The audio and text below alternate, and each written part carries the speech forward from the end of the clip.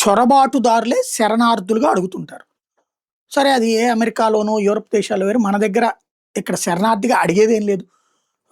బంగ్లాదేశ్ వాళ్ళు, బెంగాల్ వైపు నుంచి వచ్చేసే ఆ బర్మా వాళ్ళు, బర్మాలో దూరిపోయి అక్కడేదో రోడ్ల పక్కన అయ్యి ఇయ్యి అమ్ముకుంటూ, లేదా అక్కడ బళ్ళు పెట్టుకునేవాళ్ళు, అమ్ముకునే వాళ్ళ దగ్గర పని చేస్తూ, నిదానంగా అక్కడ ఏ రోడ్డు పక్కనో చిన్నపాటి షెడ్ లాగేసుకొని, గుడిసెలాగేసుకొని అట్టట్టట్టట్టట్ట సెటిల్ అయిపోయి, అక్కడ ఓటర్ ఐడీ సంపాదించి, ఆ పైన ఐడీ కార్డులు సంపాదించి, ఆ పైన ఆధార్ కార్డులు సంపాదించి సెటిల్ అవుతున్నటువంటి వాళ్ళకి ఇప్పుడు ఒక పెద్ద షాకింగ్ పరిణామం ఏంటంటే ఎస్ఐఆర్, స్పెషల్ ఇంటెన్సివ్ రివిజన్.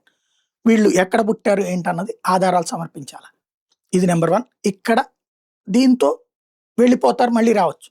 కానీ పారిపోతున్నారు. బీఎస్ఎఫ్ వాళ్ళు పట్టుకుంటుంటే పారిపోతున్నారు. ఎందుకు పారిపోతున్నారు?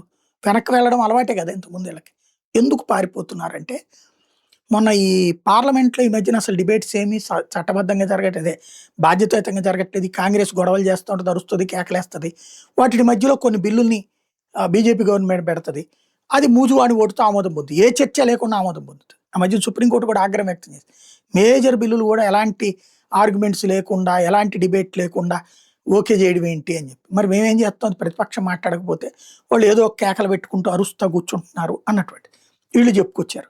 దానికి ఇంకెవడో ఏం చేయలేడు. ప్రతిపక్షాన్ని ఆదేశించలేదు కదా సుప్రీంకోర్టు, మీరేం అరవకుండా మాట్లాడండి, అవి చర్చించండి అని. అసలు పార్లమెంట్ వ్యవహారంలో జోక్యం చేసుకునే అధికారం లేదు సుప్రీంకోర్టుకి, ఇలా ఆర్గ్యూ చెయ్యి, ఇలా మాట్లాడని చెప్పడానికి. కాబట్టి అది ఆగిపోయింది.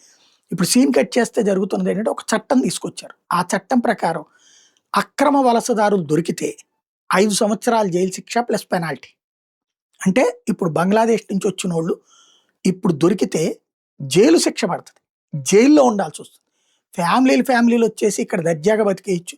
ఎప్పుడన్నా పోలీసు ఒత్తిడి ఉంటే వేరే రాష్ట్రానికి వెళ్ళిపోవచ్చు.